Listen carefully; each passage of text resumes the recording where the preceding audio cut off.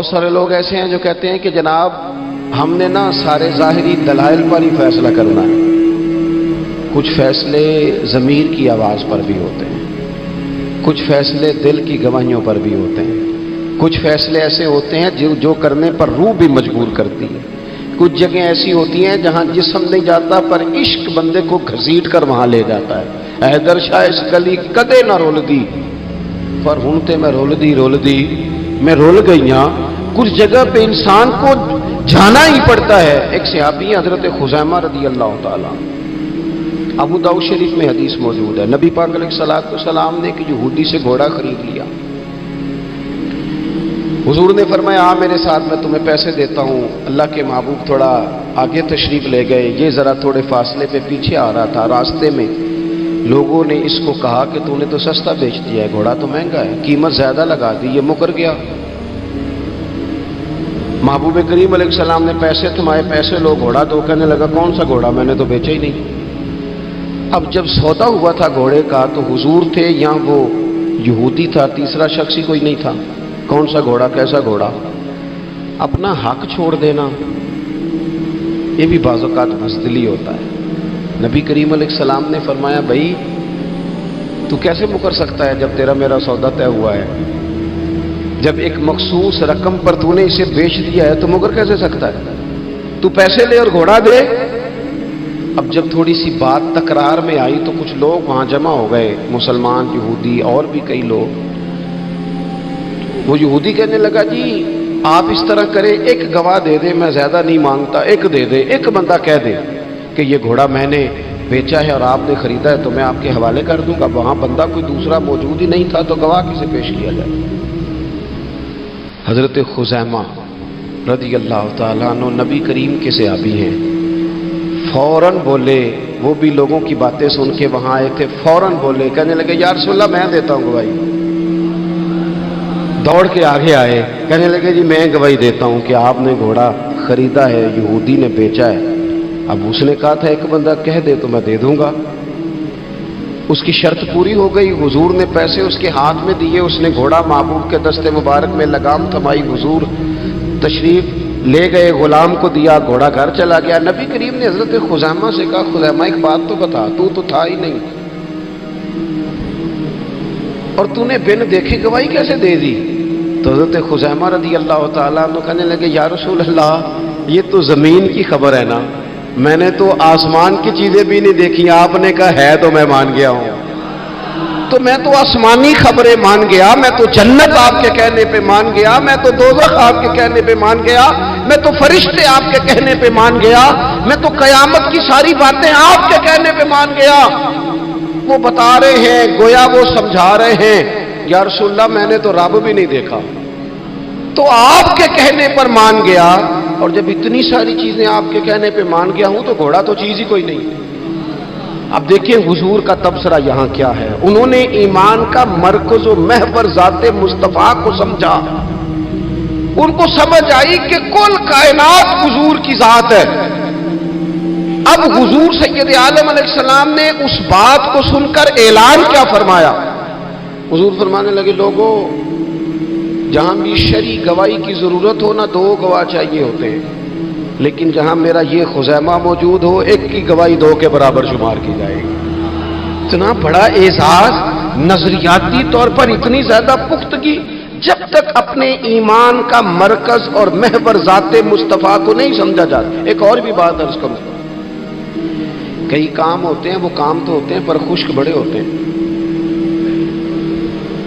کچھ ڈیوٹیاں تو ہوتی ہیں لیکن وہ ڈیوٹیاں تھکا بڑا دیتی ہیں. کچھ سفر تو ہوتے ہیں پر وہ سفر پورے وجود کو توڑ پھوڑ کے رکھ دیتے ہیں.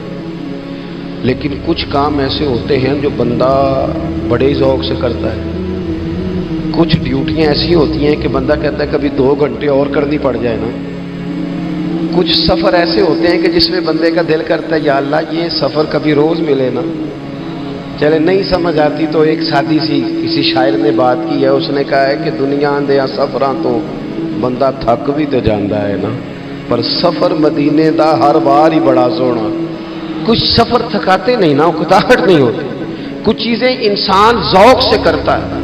اس کی طبیعت، اگر نبی پاک علیہ السلام کی ذات کے ساتھ دل کی قلبی وابستگی ہو جائے، دین کا کام تھکاوٹ پیدا نہیں کرتا، مسجد کی حاضری بوجھ نہیں بنتی، انسان کے لیے کوئی بھی خیر کا کام کرنا مشکل نہیں ہوتا، اس کا وجود ڈھل سا جاتا ہے، اس کی طبیعت اس طرح کی ہو جاتی ہے کہ جیسے سارے نور سے ہو کر آ گئے۔ شرط یہ ہے کہ کامل محبت ہو۔ آج کل ڈھیروں لوگوں کو دعویٰ ہے حضور کی محبت کا، ڈھیروں لوگوں کو، اور بالکل ٹھیک ہے، ہونا بھی چاہیے، لیکن اپنے آپ سے پوچھ لینا چاہیے اچھی طرح سے، ہمیں اچھی طرح سے غور کر لینا چاہیے کہ شہرت زیادہ پیاری ہے کہ حضور، یہ ہمیں غور کرنا چاہیے۔ ہمیں غور کر لینا چاہیے کہ دولت زیادہ پیاری ہے کہ نبی پاک علیہ السلام کی ذات۔ ہمیں غور کرنا چاہیے کہ برادری اور قبیلے کی رسمیں زیادہ پیاری ہیں یا حضور کے دین کی بات زیادہ پیاری ہے۔ ہمیں پہلے غور کر اپنی ترجیحات کا تعین کرنا چاہیے، اور پھر ہمیں اپنے دل سے یہ بھی پوچھنا چاہیے کہ تیرا فلاں دوست سے ملنے کو تو بار بار دل کرتا ہے، اہل خانہ کو، گھر والوں کو ملنے کو تو تیرا بار بار جی چاہتا ہے، کیا تیرے دل میں کبھی بیٹھے بیٹھے تڑپ اٹھتی ہے، بیٹھے بیٹھے، اور کبھی تیری آنکھیں باہر آتی ہیں کہ رب کوئی موقع بنا دے اور میں جا کے حضور کا شہر مبارک بھی دیکھا ہوں؟ اچانک دل کرتا ہے نا کسی شخص سے بات کرنے کو، تو کیا بالکل بیٹھے بیٹھے کبھی اچانک نعت سننے کو بھی دل کرتا ہے کہ نہیں؟ کبھی اچانک حضور کی سیرت کی طرف بھی توجہ بیٹھے بیٹھے چلی جاتی ہے کہ نہیں؟ دیکھیں، کوئی بندہ بھی انکار نہیں کرے گا جب کسی سے کہا جائے گا کہ مجھے حضور علیہ السلام سے بڑی محبت ہے، لیکن آپ کو کس سے محبت ہے، آپ کس سے پیار کرتے ہیں، یہ صرف آپ کو ہی پتا ہوتا ہے۔ میں کس سے محبت کرتا ہوں، میرے دل میں کس بندے کے لیے کتنی گنجائش ہے، یہ سامنے والا نہیں ماپ سکتا، یہ صرف میں ہی ماپ سکتا ہوں، جو کہ دل جو میرا ہے، یہ باطنی کیفیات میری ہیں۔ ہم روز نعرے لگائیں، روز زور شور سے نعرے لگائیں، لوگ سن کے کہیں کہ بڑا پیار کرتا ہے یہ حضور سے، لیکن یہ ہمیں پتا ہے ہماری قلبی واردات کیا ہے، ہمیں خبر ہے۔ دیکھیں نا، صحابہ سچے لوگ تھے، حضرت عمر رضی اللہ تعالیٰ عنہ حضور کی بارگاہ میں حاضر ہیں تو عرض کی یا رسول اللہ صلی اللہ تعالیٰ علیہ وسلم، مجھے آپ ہر چیز سے زیادہ پیارے ہیں، لیکن حضور مجھے لگتا ہے مجھے اپنی جان آپ سے زیادہ پیاری ہے۔ سچ بولنا ہے نا، نیرا دعویٰ نہیں کرنا، بات کو کھول کر بیان کر کے واضح کر کے بیان کرنا۔ یا رسول اللہ صلی اللہ تعالیٰ علیہ وسلم، مجھے محسوس ہوتا ہے مجھے اپنی جان آپ سے زیادہ پیاری ہے، تو حضور نے ان کے دل پر ہاتھ رکھ کے فرمایا عمر ابھی ایمان نہیں مکمل ہوا۔ تو حضور کے دست پاک کا فیض آیا کہ حضرت عمر اسی وقت بول پڑے، عرض کرنے لگے حضور آپ حکم کریں، میں جان بھی قربان کرنے کو تیار ہوں۔ اپنے آپ سے بات کریں، اپنے اوپر تھوڑی توجہ دیں، دوسروں کو تبلیغ کرتے، دوسروں کو واعظ کرتے، دوسروں کو نصیحت کرتے، دوسروں کو سمجھاتے تو بڑا وقت گزر گیا۔ اب تھوڑا سا نا اعلیٰ حضرت رحمۃ اللہ علیہ سے لوگوں نے کہا آپ واعظ کہیں، تو فرمانے لگے ابھی تو میں اپنے نفس کو نہیں واعظ کہہ سکا، اپنے آپ سے میں ابھی گفتگو نہیں کر سکا، تقریر نہیں کر سکا، تو لوگوں کو کیا واعظ کروں؟ ہم تھوڑا سا نا اپنے اوپر توجہ دیں۔ حضور کی محبت کا جو ذوق صحابہ کے ہاں ہے، آج بڑے سارے لوگ نہیں ہیں جو بچ بچ کے بات کرتے ہیں، بچ بچ کے۔ میں تو اپنے زمانے میں دیکھتا ہوں کہ سیاسی لیڈروں کے نعرے لگاتے وقت لوگوں کو کوئی کسی قسم کی آر محسوس نہیں ہوتی۔ وہ گاڑی جو کبھی کسی غریب کے ہاسپٹل جانے کے کام نہیں آئی، سیاسی لیڈر کا جلسہ ہو تو وہ بھی گاڑی اندر سے نکل آتی ہے، اور اس پر 10 بندے چڑھ جائیں تو ٹوٹنے کا بھی کوئی خطرہ محسوس نہیں ہوتا۔ لیکن وہ لوگ جو اتنا تگڑا کر کے اپنے لیڈر کا نعرہ لگا رہے تھے، انہیں چاہیے تو نا کہ اس سے کئی 100 گنا بڑھ کے ان کی زبانوں پہ حضور کے تذکرے جاری ہوتے، اور ان کی زبانیں پوری طرح تر ہوتی درود و سلام سے۔ لیکن آپ دیکھ لیں ہم اپنی اپنی فیلڈ میں، اپنے اپنے معاملات میں کتنے زیادہ مضبوط ہیں اور کتنے زیادہ آگے ہیں، لیکن ذات رسالت معاب کے معاملے میں ہمیں وہ جوش، وہ محبت جس کا ہم اظہار کرتے ہیں، ہمیں اسے کیفیات میں لانا چاہیے۔ اور کچھ لوگ ایسے بھی ہیں جو اس معاملے میں بھی بڑے سنجیدہ ہو کے رہنا پسند کرتے ہیں، وہ کہتے ہیں نہیں جی نہیں، اب میں جلوس میں جاؤں، اور میں حیران ہوتا ہوں جو قوم روز کوئی نہ کوئی جلوس نکالتی ہے، وہ نبی پاک کا جلوس آتا ہے تو وہ شرعی دلائل پوچھنا شروع کر دیتی ہے کہ بھئی اس پر کوئی دلیل ہے؟ تو میں نے کہا یہ جو روز نکلتے ہیں ان پر دلیلیں ہیں؟ کبھی کسی نے سوال نہیں کیا، کبھی کسی شخص نے کوئی بات نہیں کی، اور یہاں لوگ دلائل کی دنیا میں اتر آتے ہیں۔ وارفتگی، شوق، حضور کی جو مرکزی حیثیت ہے دین میں، نبی پاک کے ساتھ قلبی رشتہ، مضبوط وارفتگی۔ عروہ بن مسعود ثقفی کفر کی طرف سے نہ سفیر بن کے آئے تھے حدیبیہ میں، تو جب کوئی بندہ کسی کا سفیر بن کے آتا ہے تو وہ اس کی پوری ترجمانی بھی کرتا ہے، پورے نمائندے بن کے آئے تھے۔ یہاں کچھ وقت انہوں نے حضور کے صحابہ کے ساتھ گزارا اور واپس گئے، تو جا کے کہنے لگے لوگوں میں سفیر آدمی ہوں، میں نے کافی ساری دنیا دیکھی ہے۔ سفیر جو ہوتے ہیں نا مختلف ممالک میں تعینات، وہ مختلف تہذیبوں کو دیکھتے ہیں، مختلف حکومتوں کو دیکھتے ہیں، مختلف نظریات کا مطالعہ کرتے ہیں۔ کہنے لگے میں مختلف قسم کے لوگوں کو دیکھ کے آیا ہوں، کیسر و کسریٰ کے بڑے بڑے دربار میں نے دیکھے، اور عرب کے اندر کچھ ایسے لوگ بھی تھے اس دنیا میں کہ جو اپنے آپ کو سجدہ کرواتے تھے، معاذ اللہ۔ کہا میں نے بڑے بڑے دربار دیکھے ہیں، لیکن میں عجیب رنگ دیکھ کے آیا ہوں رسول پاک کے غلاموں کا حضور کے ساتھ۔ یعنی حضور سجدہ کرنے سے منع کرتے ہیں، لباس سادہ پہنتے ہیں، کوئی بڑا تخت نہیں لگاتے، کوئی بڑا نبی پاک محل نہیں بناتے، حضور زمین پر تشریف فرما ہیں، وہیں وضو کرتے ہیں، اور کسی کو حضور رغبت بھی نہیں دیتے یہ کام کرنے کی۔ لیکن باوجود اس کے جو وہاں کیفیت عروہ بن مسعود نے دیکھی وہ صحیح بخاری میں موجود ہے۔ کہنے لگے میں عجیب نظارہ دیکھ کے آیا ہوں کہ حضور بلغم شریف اپنے ناک سے نکالتے ہیں۔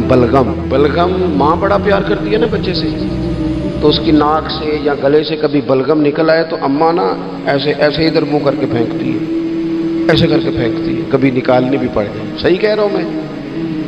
لیکن یہ دیکھیں، اور یہ ان لوگوں کی بات ہے جو عام لوگ نہیں، یہ عروہ جمیع صحابہ کی بات کر رہے ہیں۔ اور یہ بندے کون ہیں؟ حضرت ابو بکر صدیق جیسے سمجھدار لوگ، حضرت عمر جیسے لاکھوں مربع میل کی حکومتیں چلانے والے لوگ، حضرت عثمان غنی کی طرح کے لوگ جو جس کاروبار میں بھی ہاتھ ڈالتے ہیں چار چاند لگا دیتے ہیں، حضرت مولا علی شیر خدا جیسے علم و حکمت اور دانائی والے لوگ، یہ کیا کرتے ہیں؟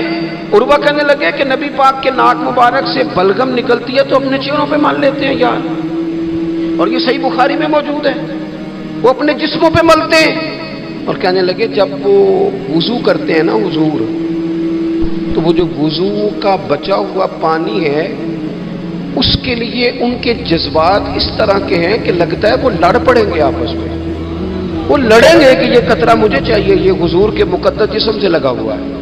اور میرے امام کو تو پھر بات کہنی آتی ہے نا، اعلیٰ حضرت فرماتے ہیں جو حضور کے قدموں سے لگ کے دھومن بن جائے نا وہ تو آب حیات ہوتا ہے، وہ پی لینے والے تو مرتے ہی نہیں وہ لوگ تو باطنی طور پر ہمیشہ زندہ رہتے ہیں۔ کہتے ہیں جس کے قدموں کا دھوون ہے آب حیات ہے وہ جانے مسیحا ہمارا نبی، اور جس کی دو بوند ہیں کوثر و سلسبیل ہے وہ رحمت کا دریا ہمارا نبی۔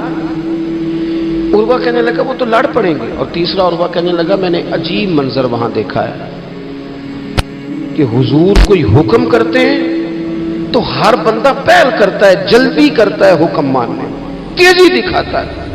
اور تیسرا میں نے یہ دیکھا ہے جب حضور گفتگو کرتے ہیں تو ان پر اس طرح کا روب طاری ہوتا ہے کہ وہ تو نظر بھر کے حضور کا چہرہ بھی نہیں دیکھتے۔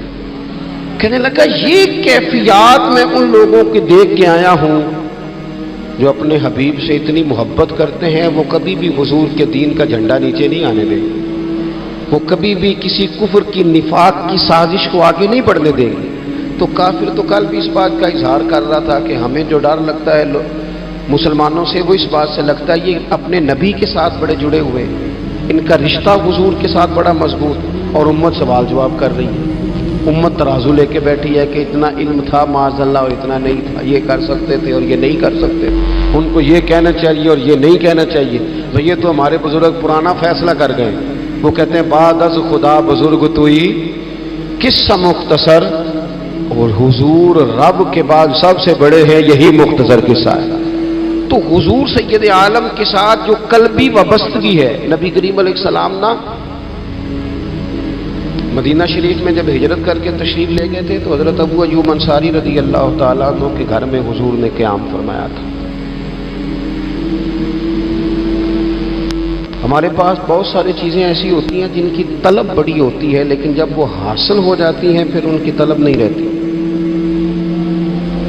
ایک چیز آپ کے پاس ہمیشہ رہنے لگ جاتی ہے، پھر اس کے ادب اداب زیادہ نہیں رہتے۔ یہ ایک مزاج ہے عام آدمی۔ چلے میں اپنی بات بتاتا ہوں آپ کو۔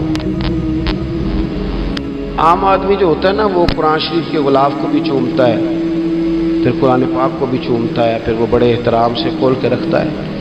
لیکن ہمارے مدارس میں جو حافظ ہوتے ہیں وہ نہیں زیادہ چومتے، ان کے پاس رہتا ہے نا ہر وقت، وہ لا کے رکھتے، ادب کرتے ہیں، کوئی بے ادبی نہیں کرتے، اللہ معاف کرے، لیکن جس طرح سے عام آدمی اس کو بار بار چومتا ہے یا ذوق کا اظہار کرتا ہے۔ دیکھیں حافظ بیچ بیچ میں سے ناراض ہونے لگ گیا مجھ سے۔ آپ ناراض نہ ہوں، لیکن چلو بات کر تو لینے دو نا، جو ٹھیک ہے وہ کر تو لینے دو۔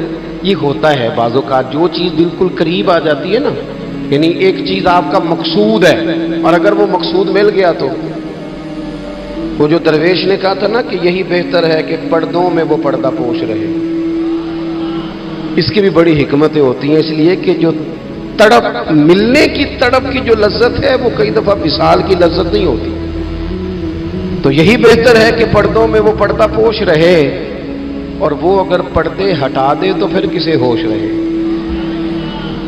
جب آپ کو وہ چیز میسر آ جاتی ہے تو پھر اس کی قدر، اسی لیے حضرت عمر فاروق رضی اللہ تعالیٰ عنہ کا یہ طریقہ تھا کہ جب لوگ حج کر لیتے تھے نا تو فرماتے تھے حج ہو گیا، اب اپنے اپنے گھر جاؤ، زیادہ دیر نہ رہو حرم شریف میں، زیادہ دیر رہو گے تو قدر نہیں کرو، اب جاؤ۔ بڑی دلچسپ ہوتی ہیں بے ترتیب ملاقاتیں، کبھی کبھی ملنے میں ذوق زیادہ ہوتا ہے، لطف زیادہ ہوتا ہے، طمانینت زیادہ ہوتی ہے۔ حضرت ابو ایوب انصاری کہتے ہیں مجھے مقصود مل گیا، کرم ہو گیا، میں منتظر تھی، میری روح، میری نظر کے حضور میرے گھر تشریف لائیں، حضور آ گئے، کرم ہو گیا، رحمت ہو گئی۔ اب ایسا نہیں ہے کہ ان لوگوں کو مقصود مل گیا ہے تو بس بات ختم ہو گئی، اب وہ سمجھ گئے ہیں کہ میرے تو گھر آ گئے تو میرے لیے تو ساری بات ہی کھل گئی ہے۔ ان کی ادبی معرفت کا یہ عالم تھا اور نبی پاک کے ساتھ ان کی وابستگی کا یہ حال تھا کہ کہتے ہیں میں نے نا، میرے گھر کی 2 منزلیں تھیں، میں نے نچلی والی منزل حضور کے لیے چھوڑ دی تاکہ نبی کریم صلی اللہ تعالیٰ علیہ وسلم کی زیارت کے لیے لوگوں نے آنے جانا ہے تو لوگوں کے لیے آسانی رہے۔ فرماتے ہیں نیچے حضور آرام فرما ہیں اور میں اوپر والی منزل پہ تھا، جا کے چارپائی پہ لیٹ گیا۔ یہ مسلم شریف میں آپ کو ملے گا، اس کی اصل ملے گی آپ کو۔ فرماتے ہیں میں آرام سے جا کے چھت پہ لیٹ گیا، رات کا تھوڑا سا پہر گزرا تو میرے دل میں خیال آیا وہ ایوب تو اوپر ہے اور حضور نیچے ہے، پائے نظر ہوش میں آ، یہ کوہ نبی ہے، آنکھوں سے بھی چلنا یہاں بے ادبی ہے۔ اور امام فرماتے ہیں حرم کی زمین اور قدم رکھ کے چلنا، ارے سر کا موقع ہے وہ جانے والے، کہا حضور نیچے۔ فرماتے ہیں ساری رات میں ایک دیوار کے ساتھ پیچھے ہو کے بیٹھا رہا، ساری رات یہ سوچتا تھا کہیں میں وہاں نہ چل دوں جہاں حضور آرام فرما ہو، میرے قدم نہ آ جائے۔ میں تڑپتا رہا، مقصود پاس آ گیا ہے، وہ چیز حاصل ہو گئی ہے، لیکن اس کی تڑپ میں اضافہ ہوا ہے، احترام بڑا ہے، یعنی اب سوچ رہے ہیں کہ میں ان کا ادب کیسے کروں، ان سے محبت کیسے کروں، کس اعزاز سے انہیں بٹھاؤں۔ فرماتے ہیں کہ تڑپ کے میں صبح حاضر بارگاہ ہوا، میں نے کہا یا رسول اللہ کریم کرم ہو جائے، میری تو بساط ہی نہیں، میں چھت پہ کیسے گزارا کروں گا۔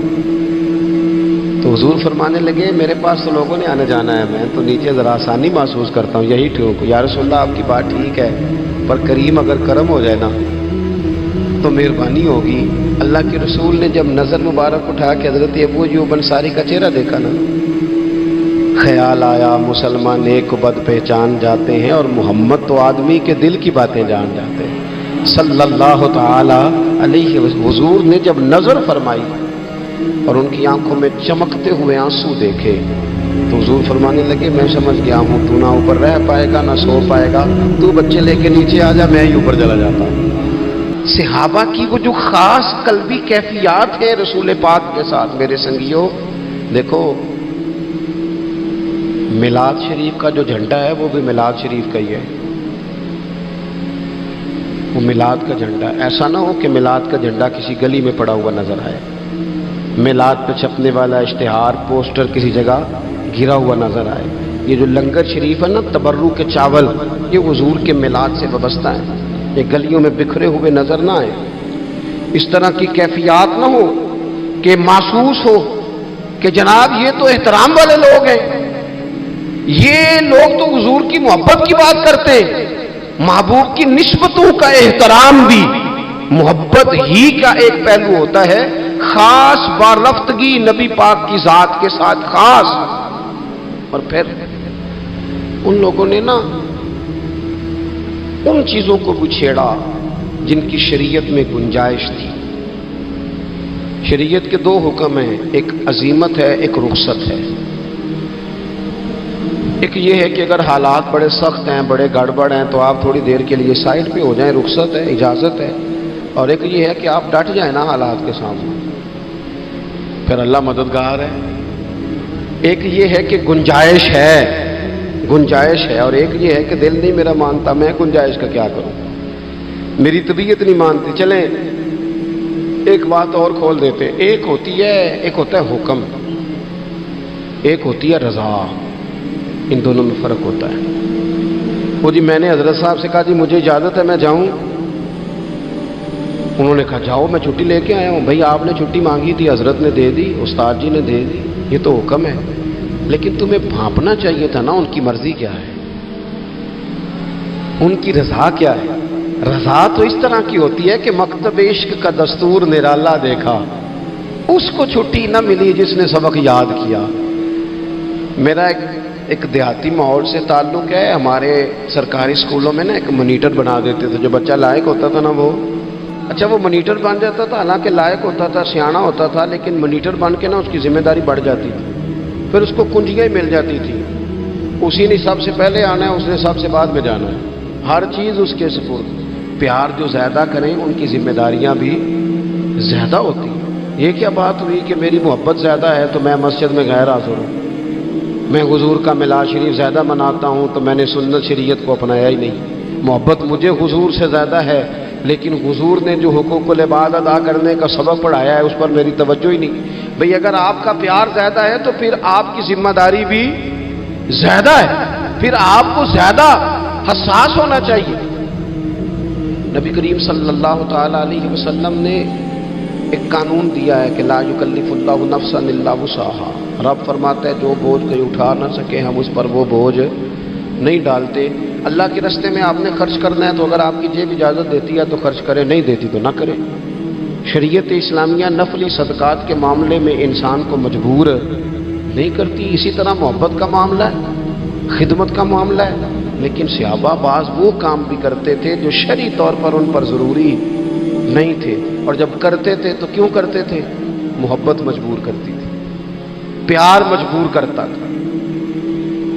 طبرانی میں موجود ہے، اللہ کے حبیب علیہ الصلوۃ والسلام کو اچانک ایک صحابی نے دیکھا اور فوراً عرض کرنے لگے یا رسول اللہ میرے ماں باپ قربان ہو، چہرے پر نکاہت بڑی ہے، کمزوری ہے، کیا وجہ ہوئی؟ تو حضور نے ایک ٹھنڈی آہ بھری اور فرمایا میں نے کئی دنوں سے کھانا نہیں کھایا، کھجور اور پانی پر گزارا ہے۔ میٹھا کھانا بھی سنت ہے لیکن فاقہ کرنا بھی سنت ہے۔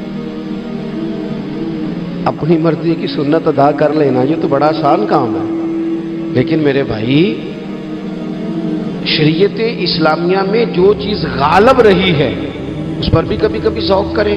اور پھر حضور کا جو فقر ہے اختیاری ہے، نبی پاک نے مانگ کے غریبی لی اللہ تعالیٰ سے کہ اللہ ایک وقت روٹی دے ایک وقت فاقہ دے، تو نبی کریم علیہ السلام نے فرمایا کہ میں نے کھانا نہیں کھایا، کھجور پانی پہ گزارا ہے کئی دنوں سے۔ اب اس صحابی کو حکم تو دین کا یہی ہے نا کہ اگر گھر میں کچھ ہے تو لے آؤ، ورنہ شریعت پابند تو نہیں کرتی۔ تو وہ پہلے اپنے گھر گئے، جا کے پوچھا کوئی چیز ہے، گھر والوں نے کہا کوئی نہیں۔ پھر وہ پڑوسیوں کے گھر میں گئے، کوئی کھانے کی چیز ہے، کوئی نہیں۔ رشتہ داروں سے محلے داروں سے پوچھا، کوئی نہیں۔ چپ کر کے نہیں بیٹھے، ایک یہودی کے باغ میں گئے، کہنے لگے یار کوئی مزدوری مل جائے گی؟ وہ سجنا یار مناؤن دی خاطر اساں کی بھیس بٹائے، کوئی مزدوری ملے گی؟ اس نے کہا گرمی بڑی سخت ہے، پانی کنویں کا نیچے چلا گیا، ایک ڈول پانی کا اگر نکال سکتے ہو تو ایک کھجور دوں گا۔ فرمانے لگے منظور ہے۔ کہتے میں نے اپنے کندھے سے چادر اتار کے بچھا لی، ایک ڈول پانی کا نکالتا، ایک کھجور ملتی، وہ میں اس کپڑے میں ڈالتا جاتا، چادر میں ڈالتا جاتا۔ جب ذرا میری چادر بھر گئی کھجوروں سے، میں نے اسے سمیٹا، لے جا کے حضور کی بارگاہ میں پیش کیا۔ محبوب وہیں بیٹھے تھے۔ کہتے حضور نے میرا پسینے سے شرابور وجود دیکھا اور میرے چھالوں سے بھرے ہوئے ہاتھ دیکھے اور میرے تھکے تھکے وجود کو دیکھا، تو کریم نے ایک کھجور اٹھائی اور اٹھا کے منہ میں رکھی۔ حضور فرمانے لگے کس نے تجھے مجبور کیا یہ کام کرنے پہ؟ اس کی مجبوری تو کوئی نہیں نا، کس نے تجھے مجبور کیا؟ تو کہتے ہیں دو آنسو میرے بھی چھلک پڑے۔ میں نے عرض کی حضور ہمیں کوئی مجبور کر سکتا ہے؟ ہمیں آپ کی محبت نہیں مجبور کیا، حضور یہ محبت ہے جس نے مجبور کیا۔ یا رسول اللہ، کائنات کی ہر چیز سے بڑھ کر آپ سے پیار ہے۔ یہ غریب آدمی، سادے لوگ ہیں، یہ بہت مہنگے تحائف لانے کی ظاہری پوزیشن میں نہیں ہیں، لیکن دیکھو نا اظہار محبت کے معاملے میں کتنا بڑا دل رکھتے ہیں۔ یا رسول اللہ صلی اللہ تعالی علیہ وسلم، آقا محبت نے مجبور کیا۔ وہاں انعام نہیں ملا، ظاہری طور پر جو انعام ہوتے ہیں وہ نہیں، اس کا نہیں حضور نے اعلان کیا۔ حضور فرمانے لگے سن پھر، اگر تو مجھ سے محبت کرتا ہے تو فقر و فاقے کی تیاری کر، مصیبت کے لیے تیاری کر۔ اگر جو مجھ سے محبت کرتا ہے اس کی طرف تو مصیبتیں دوڑ کے آیا کرتی، پھر تو تیاری رکھ، پھر تو سہنا سیکھ، پھر دل بڑا کر، کشادہ کر، پھر دیکھ تجھے آزمائشیں آئیں گی، زخم پہ زخم کھا کے جی، خونے جگر کے گھونٹ پی، آہ نہ کر اب لبوں کو سی، یہ عشق ہے کو دل لگی نہیں۔ یہ کوئی ایسی تھوڑی ہے کہ تیری دل لگی تھی اور تو دو باتیں کر سن کے تو چلا گیا، یہ عشق ہے کوئی دل لگی نہیں۔ تو حضور کو جس انداز میں صحابہ نے چاہا، جس طرح انہوں نے نبی پاک سے محبت کی، اپنی ساری توجہات کا مرکز ذات رسالت کو بنایا، حضور کی رضا کو ہر معاملے میں مقدم جانا، ہماری ذمہ داریاں ہیں کہ ہم بھی اپنے محبوب کے لیے اپنے جذبات کو کشادہ کریں، اپنے دل میں وہ ساری باتیں پیدا کریں جس کی بنیاد پر ہمارا بھی ایمانی رشتہ نبی کریم سے مضبوط ہو سکے۔ بات ختم کرنے لگا ہوں۔ دیکھو جس کو حضور سے پیار ہوگا نا، اسے نبی پاک کے صحابہ سے بھی پیار ہوگا، اور جسے حضور سے محبت ہے اسے اولاد رسول سے بھی محبت ہے، اور جسے حضور سے محبت ہے اسے امت رسول سے بھی محبت ہے۔ میں اور آپ بڑے آرام سے اپنے اپنے گھروں میں بیٹھے، لیکن 2 مہینے ہونے کو ہیں، سیلاب والے اپنی بیٹیاں لے کے جھونپڑیوں میں بیٹھے سڑکوں میں۔ 4 دن خبریں زیادہ تھیں اخبارات میں، تو ہمیں بھی تھوڑا احساس زیادہ تھا، کیونکہ اب خبریں مدھم ہو گئی ہیں تو ہماری طبیعتیں بھی مدھم ہو گئی ہیں۔ ہم تو چلتے ہیں کہ آج کل ٹرینڈ کیا ہے، وائرل کیا چیز ہے، اس کے مطابق ہم بھی اپنا ٹرینڈ چینج کر لیتے ہیں۔ میں مسافر ہوں، بڑے سفر کرتا ہوں روز، تو بہت سارے لوگ محبت سے کہتے ہیں آج ہمارے ہاں رہ جائیں، تو میں ان سے کہتا ہوں یار جو نیند اپنے بیڈ پہ آتی ہے وہ کسی اور جگہ نہیں آتی، گھر ہی جانے دو، گھر ہی بندہ آرام سے سکون سے سو سکتا ہے۔ کسی کا بڑا بہترین گھر بھی ہو تو جب کسی کے گھر نیند نہیں آتی، بچے نہیں سوتے، اپنے گھر جانا ہے، تو مجھے بتاؤ جو بیچارے جھونپڑیوں میں آ کے بیٹھ گئے ان کے لیے کتنی مشکل بات ہے، خیموں میں بیٹھے۔ لیکن کیا کریں، اس وقت جتنی سیاسی جماعتیں ہیں نا ملک میں، سب حکومت میں، کسی کی پنجاب میں حکومت ہے، کسی کی مرکز میں ہے، کسی کی کہیں ہے۔ چاہیے تھا نا یہ سارے وسائل استعمال کرتے اور ان لوگوں کی خدمت میں پہنچتے۔ ہمیں اپنے دل کشادہ کرنے چاہیے حضور کی امت کے لیے۔ میلاد شریف کی جہاں جہاں بھی محفل ہو نا، کوشش کریں غرباء کو بٹھا کے اچھے طریقے سے روٹی کھلائی جائے، ان کا اکرام کیا جائے، اس لیے کہ یہ نبی پاک کی امت ہے، ان سے پیار کیا جائے۔ اور دیکھو حضور سے پیار ہے تو امت سے پیار ہے، تو پھر ہمیں حضور کی شریعت سے بھی پیار ہونا چاہیے۔ ہمیں ہر جگہ مقدم کرنا چاہیے دین کو، اگر کل 10ویں 40ویں جنازے پہ ہم دین کی بات کرتے ہیں تو پھر ہمیں نکاح ولیمے اور عقیقے والے دن بھی دین کی بات ہی کرنی چاہیے، وہاں بھی ہمیں ترجیح دین ہی کو دینی چاہیے۔ یہ کیا بات ہوئی کہ جب غم آئے تو رخ اللہ رسول کی طرف ہو گیا، اور جب خوشیاں ملی تو پھر سارے شیطانی کام شروع کر دیے۔ یہ حضرت بابا فرید الدین مسعود گنج شکر کا وطن ہے، یہاں سے نہ خوشبوئیں پھیلی ہیں پوری دنیا میں رسول اللہ کے دین کی، یہاں سے لوگوں نے فیض پایا ہے۔ اور سنگیو، یہاں آ کے وقت گزارنے والے محبوب الہی بن جایا کرتے ہیں۔ آپ محسوس کریں کہ یہ دھرتی کتنی کو زرخیز ہوگی، یا رنگ کتنا کو بڑا ہوگا۔ حضرت بابا صاحب رحمۃ اللہ علیہ کا خواجہ نظام صاحب کے ساتھ ایک خط ہے، جب انہوں نے کہا نا حضور ملنے کو بڑا دل چاہتا ہے، تڑپتا ہوں، تو بابا صاحب نے جواب میں لکھا تھا کہ نظام، فرید کا دل تجھ سے زیادہ تجھے ملنے کو کرتا ہے، لیکن اگر میں چل کے تیرے پاس آؤں گا تو یہاں دینی خدمت کا نقصان ہوگا، اور اگر تو چل کے آئے گا تو جو ڈیوٹیاں تو کر رہا ہے وہاں دینی معاملات کا نقصان ہوگا۔ فرمانے لگے تو وہاں بیٹھ کے رسول اللہ کے دین کی نوکری کر، میں یہاں بیٹھ کے کرتا ہوں، اللہ جنت میں دونوں کی ملاقات کرا دے۔ آپ خصوصیات دیکھتے ہیں ہمارے بزرگوں کے نظریات کیا ہیں؟ وہ لوگ قائل ہیں خدمات کے، وہ خدمات کے قائل، اس لیے اپنی زندگی کے اندر ہمیں نصب العین بنانا چاہیے۔ آج اس جگہ بیٹھ کر حضور کی محفل پاک سجا کر ہمیں اس بات کا تہیہ کرنا چاہیے کہ ہم حضور سے بھی پیار کرتے ہیں، حضور کی امت سے بھی پیار کرتے ہیں، صحابہ سے بھی پیار کرتے ہیں، اولاد رسول سے بھی پیار کرتے ہیں، نبی پاک پر آنے والی کتاب سے بھی پیار کرتے ہیں، اور رسول پاک علیہ السلام نے جس سے پیار کیا ہم ان سب سے بھی پیار کرتے ہیں، اور حضور نے جس محنت کے ساتھ دین کی تعلیمات ہم تک پہنچائی ہیں، ہم ان تعلیمات کو بھی دل و جان سے چاہتے ہیں۔ اللہ تعالیٰ میری اور آپ کی حاضری قبول فرمائے۔